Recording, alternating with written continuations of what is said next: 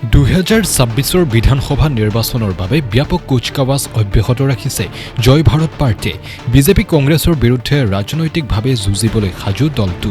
ৰাজ্যৰ 40টা সমষ্টিত প্ৰাৰ্থী দিব জয় ভাৰত পাৰ্টীয়ে।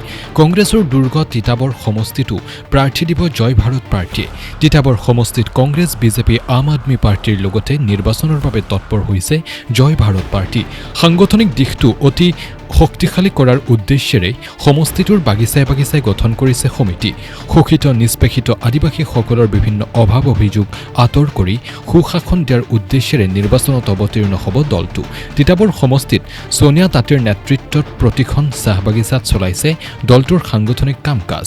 দলটোৱে ছোনিয়া তাঁতীক প্ৰাৰ্থিত্ব প্ৰদান কৰাৰ পূৰ্ণ সম্ভাৱনা।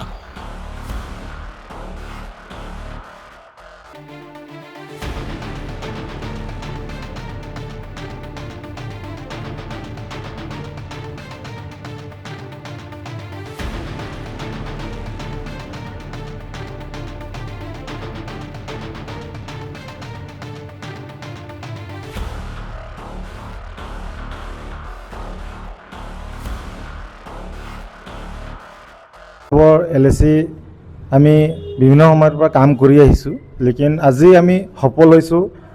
35জনীয়াকৈ এখন LAC কমিটি গঠন হৈছে আৰু এই LAC কমিটি আগন্তুক বিধানসভাত প্ৰাৰ্থিত্ব প্ৰদান কৰিব। আগন্তুক দিনত জয় ভাৰত পাৰ্টীৰ প্ৰাৰ্থিত্ব থাকিব আৰু আদিবাসী সমাজ অন্য যিমান পিছপৰা সমাজ আছে তেওঁৰ লগত লগ লাগি কাম কৰিবৰ কাৰণে তেওঁলোকে আগত আহিব। ইয়াত ডাঙৰ ডাঙৰ প্ৰাৰ্থিত্ব আছে, কংগ্ৰেছৰ আছে, বিজেপিৰ আছে, লেকিন আমি ভাবিছোঁ যে জয় ভাৰত পাৰ্টীয়ে প্ৰাৰ্থিত্ব প্ৰদান কৰিব। চাওক, আদিবাসী সমাজটো লৈ কিনা বিজেপি, AJPয়ে, কংগ্ৰেছেই হওক বিভিন্ন সমাজ আদিবাসী লৈ খেলন্তা কৰি আহিছে, আদিবাসী সমাজটো লগ ঠগবাজ কৰি আহিছে। তেওঁলোকক উত্তৰ আৰু প্ৰত্যাহাৰ দিবলৈ আমি ওলাই আহিছোঁ। অসমৰ ভিত্তিত আমি 40টাকৈ প্ৰাৰ্থিত্ব দিয়াৰ আলোচনা চলিছে আৰু যা যোগাৰো চলিছে। বিভিন্ন ঠাইত আমাৰ প্ৰচাৰ চলি আছে। 40টাতকৈ বেছিও হ'বলৈ পাৰে, কম নহয়। অকল চাহ শ্ৰমিক নহয়, বিভিন্ন অসমৰ সমাজখনৰ বেগত থকা সমাজখনৰ সমস্যা সমাধানৰ ক্ষেত্ৰত আমি ওলাই আহিছোঁ জয় ভাৰত পাৰ্টী।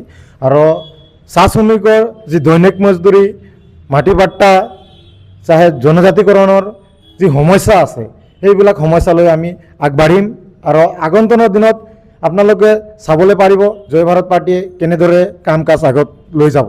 লেকিন আৰু এটা কথা স্পষ্ট কৰি দিবলৈ খোজোঁ, কালি পৰশু মানে অসমত মানে পাটাৰ নামত কাগজ দিয়া হৈছে। আপোনালোকে গম পায় না? পাটাৰ নামত কাগজ, এই ইলেকশ্যনটো আহিছে যে ঠগবাজ কৰি আৰু ভোটটো ল'বলৈ কাৰণে। এই বুৰ্বকগিৰি আমি আৰু শিকিবলৈ নাই আৰু মানে আদিবাসী সমাজে, চাহ শ্ৰমিক সমাজে এই বুৰ্বকগিৰি শিকিবলৈ নাই। কিন্তু তেওঁলোকে সদায় ইলেকশ্যনৰ আগমুহূৰ্তত ঠগায়।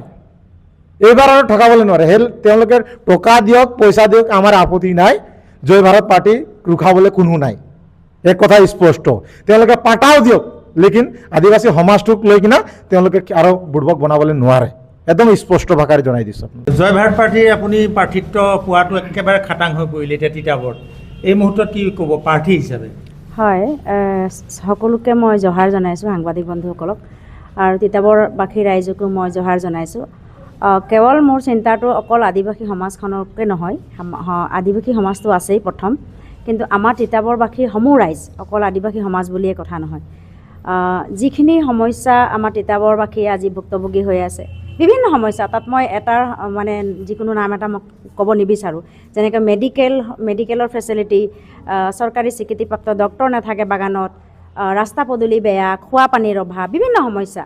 তো এই গোটেই সমস্যাখিনিৰ লগতে যিহেতু চেনিটাৰী লেট্ৰিনৰ অভাৱ, মানে কাম কৰা মানে জেগাত, বাগানৰ কাম কৰা জেগাত মহিলাসকলৰ, বিশেষকৈ মহিলাসকলৰ মানে পানীৰ সুবিধা নাই, অনাময় শৌচাগাৰৰ সুবিধা নাই। তো এনেকৈ ধৰণৰ বিভিন্ন সমস্যা সমাধান কৰিবৰ কাৰণে যি আজি জয় ভাৰত পাৰ্টীয়ে এটা সুযোগ দিছে বা ময়ো প্ৰাৰ্থিত্ব বিচাৰিছোঁ, গতিকে তেওঁলোকে খাটাং বুলি কৈছে, তথাপিও কেইবাজনো এপ্লিকেশ্যন কৰা হৈছে। গতিকে যদি দলে দিয়ে তো মই নিশ্চয়ভাৱে যি দলৰ যি সাংবিধানিক নিয়ম নীতি সমূহ লগত ৰাখি, লগতে আমাৰ যি তিতাবৰ যি LC কমিটি নতুনকৈ দায়িত্ব দিছে প্ৰেচিডেণ্ট ছেক্ৰেটাৰীৰ লগতে সমূহ 25জনীয়া কমিটি লগতে আমাৰ যিসকল উপৰোক্ত যিসকল মানে জয় ভাৰত পাৰ্টীৰ যিসকল চেণ্ট্ৰেল কমিটিৰ যিসকল বিষয়ববীয়া আছে লগতে আমাৰ স্বৰ্গীয় আমাৰ মাজত নাই প্ৰদীপ ছাৰ আমি সকলোৰ লগত ৰাখি